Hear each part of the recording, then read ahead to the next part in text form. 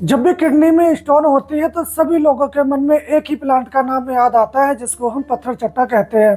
तो पत्थर चट्टा के बारे में सभी लोग यही कहते हैं कि इसको किडनी की स्टोन निकालने में सबसे दिव्य औषधि मानी जाती है, परंतु इस पत्थर चट्टा के और भी बहुत सारे फायदे हैं और उसका उपयोग किस तरह किया जाए, कौन सी बीमारी में, ये पता नहीं होता। और वो लोग इसको सिर्फ पत्थर चट्टा या किडनी स्टोन को निकालने मात्र तक ही इसका सेवन कर पाते हैं। तो इस पत्थर चट्टा के बारे में आज थोड़ा सा जानेंगे कि इसका उपयोग कौन कौन सी बीमारी में आप कर सकते हैं और इसकी मात्रा और इसके गुण धर्म क्या है। तो जानते हैं इस पत्थर चट्टा के बारे में। तो दोस्तों, जो आप देख रहे हैं इसको पत्थर चट्टा के नाम से लोग जानते हैं गांव में। वैसे तो जो पाषाण भेद है उसको पत्थर चट्टा के नाम से जानते हैं। पाषाण भेद की जो प्रजाति है वो दूसरी है, मगर जो मेरे हाथ में आप देख रहे हैं जो गांव के लोग इसको पत्थर चट्टा ही बोलते हैं। इसका जो एक्चुअल नाम है, इसको हम जख्म हयात हिमसागर घाव भरनी या जख्म को भरने वाली औषधि के नाम से जानते हैं। इसका वर्टिकल नाम विरोफिलिया सेलिनियम है। आप अपने क्षेत्र में इस वनस्पति को किस नाम से जानते हैं, आप हमें कमेंट बॉक्स में ज़रूर बताएं, ताकि वो लोग भी इस वनस्पति को जान सकें जो इस नाम से लोग नहीं जानते। इस वनस्पति को पहचानना बहुत ही आसान है। ये गमले में या खाली पड़ी जगहों में ये स्वतः उग जाती है और ये साल के 12 मास हरी भरी दिखती है। इसका डंठल खड़ा होता है, पोपला होता है, इसके पत्ते आमने सामने लगे होते हैं, कुछ इस प्रकार हरे रंग के दिखाई पड़ेंगे। और इसकी एक और खासियत है, इसका पत्ता आप डाल दें तो जैसे ही ज़मीन पर यह जाएगा तो इसमें से छोटे छोटे इसके प्लांट लगते हैं और ये पूरा झाड़ बन जाता है। और इसके जो पुष्प हैं थोड़े लाल रंग के आते हैं। तो इसके पत्ते भी काफ़ी सॉफ्ट होते हैं, मुलायम गुदगुदे टाइप के होते हैं। अगर इसको तोड़ेंगे तो ऐसे चटाक से इसमें आवाज़ आती है कुछ इस टाइप की। तो इस प्रकार आप इसकी आइडेंटिफाई कर सकते हैं। इसको जख्म हयात बोलते हैं। इस औषधि में एक बहुत ही दिव्य गुण है खून को रोकने का। आपके शरीर में कहीं से भी अगर खून निकलता है तो ये उसको रोक देता है। ये वनस्पति का रस जब पिलाते हैं तो आपके शरीर की जो बारीक से बारीक धमनियां हैं उसको ये संकुचित करता है और खून का बहना रोक देता है। आपके स्किन से खून निकलता हो, आपके बवासीर के मस्से से, नाक या मुंह से, शरीर के किसी भी अंग से अगर खून निकलता है, ब्लीडिंग होती है, तो इसका रस रोक देता है। और इसको जख्म हाथ इसलिए बोला जाता है, कहीं भी आपको जख्म लग जाती है, चोट लग जाती है, कहीं रगड़ लग जाती है, तो वहाँ आप इसकी पुलटश बांध दें तो जख्म बहुत जल्दी भर जाती है और दर्द भी ये कम कर देता है। आपको कहीं गुम चोट लग जाती है या सॉफ्ट टिश्यूज इंजरी हो जाती है तो आप ऐसे में इस पत्तों को तोड़ लें और इसको थोड़ा सा गर्म करके चटनी बनाकर आप बांध दें तो आप देखेंगे कि वहाँ की जख्म में और वहाँ की चोट में या सूजन में बहुत जल्दी आपको आराम हो जाता है।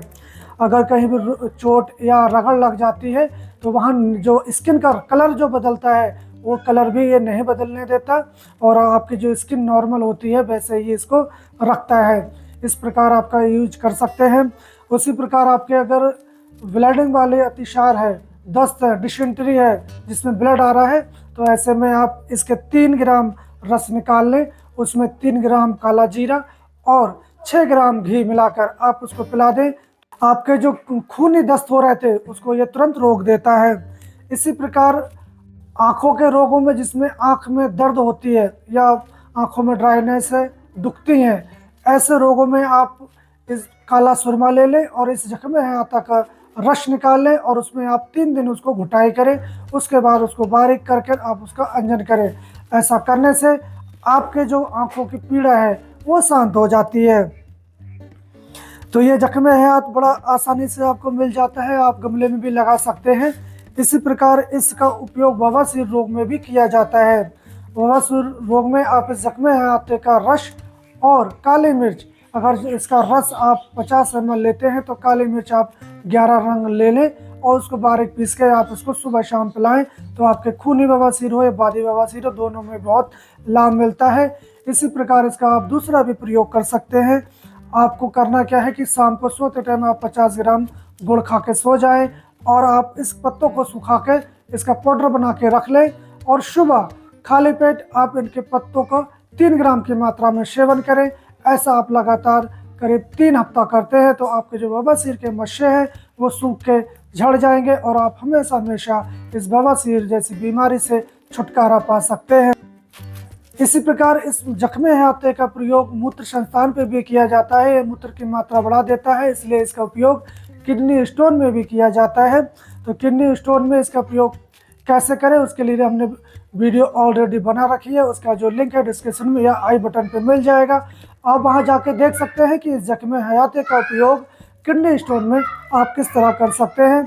अगर आप इसका रस काली मिर्च के साथ सेवन करवाते हैं तो आपके पेशाब की रुकावट, पेशाब में जलन या पेशाब धीरे धीरे आना या जलन के साथ आना या पेशाब में खून आना आदि समस्याओं में आपसे छुटकारा मिल सकता है इस जख्मे हयात के प्रयोग से। इस जख्मे हयात का उपयोग कुष्ठ या उपदंश में आप कर सकते हैं। आपको अगर सफ़ेद दाग है या कुष्ठ रोग है तो आप सबसे पहले उसका कोष्ठ साफ करवाएं और इसका रस काली मिर्च के साथ आप 40 दिन सेवन करवाएं तो आपके जो सफ़ेद दाग है या उपदंश है किसी कीट पतंगे का काटे हुए उसमें आप उसका सेवन करवाएं, उसमें आपको बहुत ही लाभ होने वाला है इस जख्मे हयात का।